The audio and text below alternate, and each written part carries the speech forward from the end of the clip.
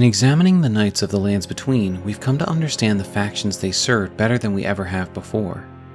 The Cleanrots were considered the strongest warriors devoted to a demigod, while the Redmanes were known for their fierceness and battle prowess. The Kukos were rapacious sellswords turned knight for coin, and the Mausoleum Knights served their long-dead demigods from beyond the grave. Every knight faction has a background worth digging into, so we wanted to make sure every one of them got their due. With that said, we realized in our research that the Knights of Leyndell and the Knights of the Haligtree seem to have less concrete background information than many of their counterparts. For this reason, we decided to present their stories together in one video, giving viewers a 2-for-1 deal on their lore, and dissecting the Knights of both Honeyed Gold and Unalloyed Gold. Speaking of deals, today's video is sponsored by Noble Chairs. If you've conquered the Lands Between and you're trying to find your own Elden Throne, we highly suggest checking out Noble Chairs. These premium gaming and office chairs come in various styles, like their Legend Series, Hero Series, Icon Series, and more. The Hero Series in particular has many different special edition styles related to various games, including an Elden Ring gaming chair. Sporting a beautifully detailed logo and gold accents, as well as the symbol of ancient Erdtree incantations along the back, this chair is perfect for any Elden Ring fan. The convenient backrest locking function and movement options, as well as the Hero Series 4D armrest, can help you find a perfect position for writing or gaming. Personally, I really love my Noble chair, and can honestly say I've never owned a chair this nice in my life. Follow the link below to secure your own Elden Throne, and bask in the golden rays of the Erdtree. The Knights of Leyndell are the defenders of the royal capital, and their armor outlines their purpose as defenders of the Erdtree. The Leyndell Knight Helm tells us it is the helm worn by knights sworn to defend the royal capital of Leyndell. The golden canopy represents the honor of standing among the tree's defenders. Each faction of knight shares the same kind of helmet, but they're adorned with a symbol specific to their faction. For the Leyndell Knights, this takes the form of a canopy representative of the Erdtree. Their role of defenders is further expounded upon by their armor and shield.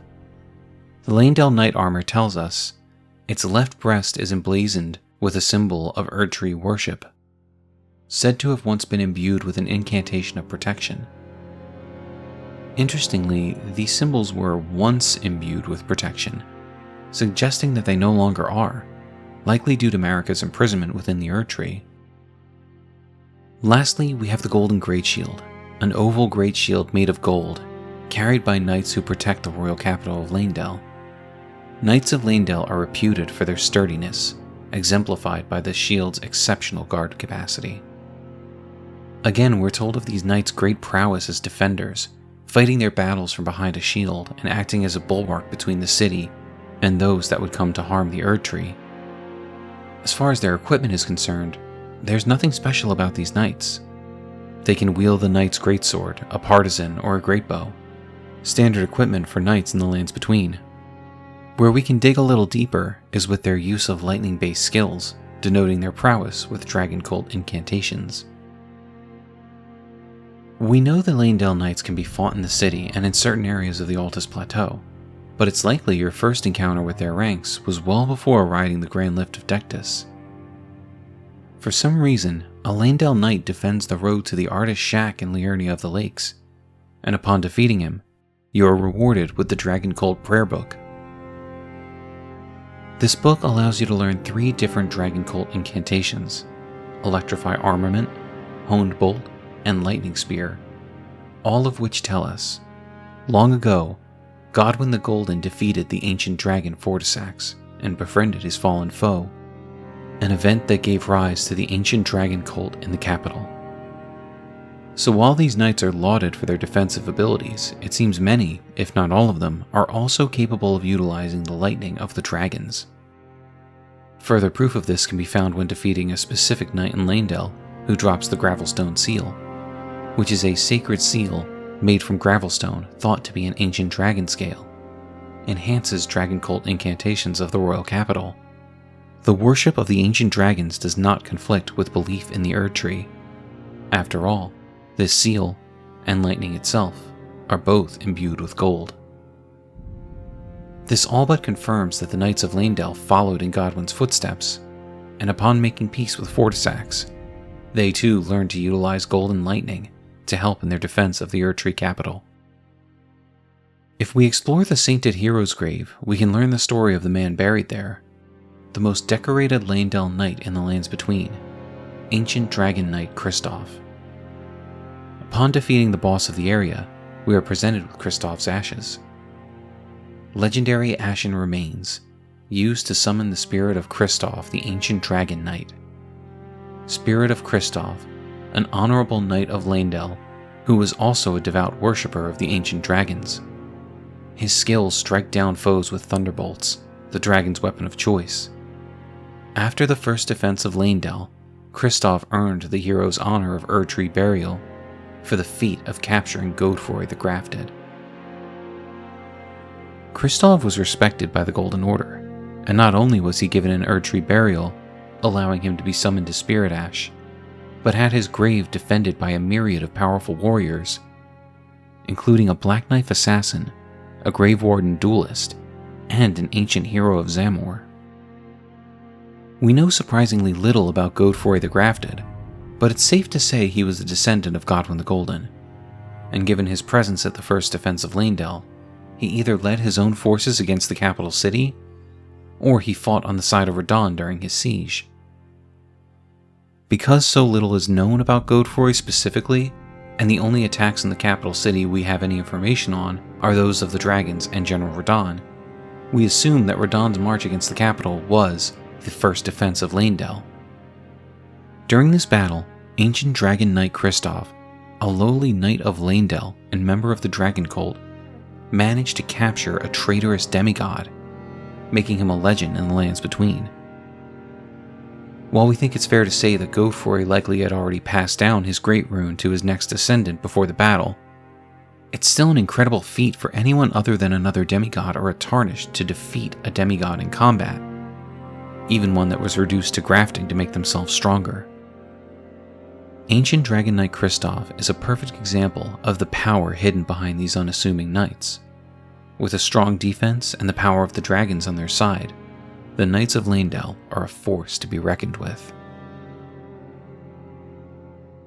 Next, we wanted to discuss the other Knights of Gold that can be found in the Lands Between, the Haligtree Knights. Unlike the Knights of Leyndell, their gold is unalloyed, the gold created by Miquella himself. While there wasn't much in the way of lore behind the Knights of Leyndell, there's even less when we look at the Knights of the Haligtree.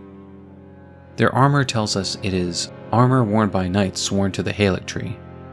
Its left breast is emblazoned with the crest of the Haligtree. Though watered with Miquella's own blood since it was a sapling, the Haligtree ultimately failed to grow into an Erdtree.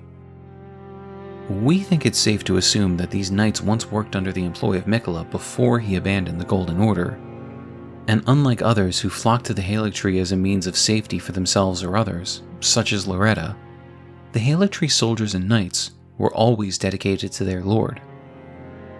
The Haligtree soldier ashes shed light on how devoted these followers truly were. Spirits of common soldiers who carry the sacred light. When weakened, they explode to deliver a last-ditch attack.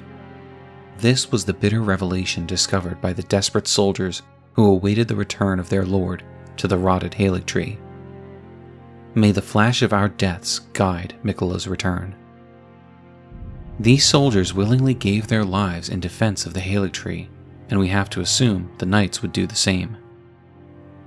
The helms worn by the Knights of the Haligtree are also unique, as their adornment doesn't rise above their heads, like the red hair of the Redmanes or the canopies of the Leyndell Knights. The Haligtree Knight Helm is a helm worn by knights sworn to the Haligtree, graced by a crown of unalloyed gold. Instead of a garish display of their loyalty to their faction, these knights simply wear unalloyed gold upon their heads, the most distinctive symbol of their master, Miquella. They also carry the Haligtree crest shield, which features imagery depicting what the Haligtree was meant to be. Metal great shield depicting the Haligtree with unalloyed gold, carried by knights who have vowed to serve Miquella's Haligtree. Possesses high holy damage negation. Yet now, with the Haligtree misshapen, this wondrous rendition is a fleeting fantasy. Everything about these knights comes across as tragic. Their master is gone, their tree is dying, but still they stand, side by side with Cleanrot knights, defending what is left of Miquella's dream, on the off chance that someday their master will return, and their watch over the Halig tree will not have been for naught. We think it's worth mentioning, there is also a weapon that we believe ties directly to these knights, even though it's not wielded by any of their order. The Miquellan Knight's sword can be found atop a bell tower in Elphael, Brace of the Halig tree. It is a sword forged by servants of Miquella of the Halig tree, with a design modeled after those carried by Carian knights. Instead of glintstone, however, amber from the Halig tree is embedded in the blade. A sumptuous piece, yet it has never been offered to any knight. An ill-starred sword with no master. We believe that due to its name and location, that should Miquella have brought his dream to fruition and grown his Halig tree to its full potential, this sword would have been bestowed upon the leader of the Halig tree knights. It's possible this weapon could have been meant for Loretta, but we aren't sure when she arrived at the Halig tree, before or after Miquella's absence. So it's just as likely that the sword was simply intended for whoever Miquella deemed worthy of leading his forces.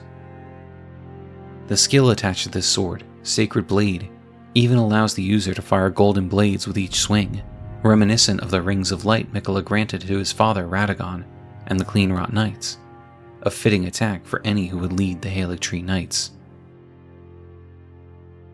All things considered, the Knights of Leyndell and the Halig tree Knights actually serve the exact same purpose. Each order is meant to defend their sacred tree from harm, and both do so with the golden abilities handed down to them by their lords. Dragon incantations from the heir to Leyndell, Godwyn the Golden, and the holy essence of the sacred order from the creator of the Halig tree, the Empyrean Miquella. While they may serve different lords, they both act as walls against those who would invade their cities and threaten the safety of their trees. While the Halig tree may never grow to its full splendor, the Halig tree Knights stand firm in their dedication to Miquella. And while the world will stay stagnant without a new Elden Lord, the Knights of Leyndell will not stand aside as we ransack our way to the base of the tree. Both factions have their pride, and neither are willing to allow our Tarnished to reach the base of their tree without proving ourselves more powerful than them. Thank you for joining us for this exploration of the Golden Knights of the Lands Between. What are your thoughts on the Leyndell Knights or the Knights of the Halig tree? Which do you believe is more powerful? Who was Godfrey the Grafted, and should we try to piece together their story? Who was the Miquellan Knight's sword intended for? Do you think we'll get more background on the Halig tree Knights in the upcoming DLC? Let us know your thoughts in the comments. Like, subscribe, and hit the bell so you never miss out on any of our lore dives. Thank you for being a member of this community. We can't wait to see you again for more Elden lore.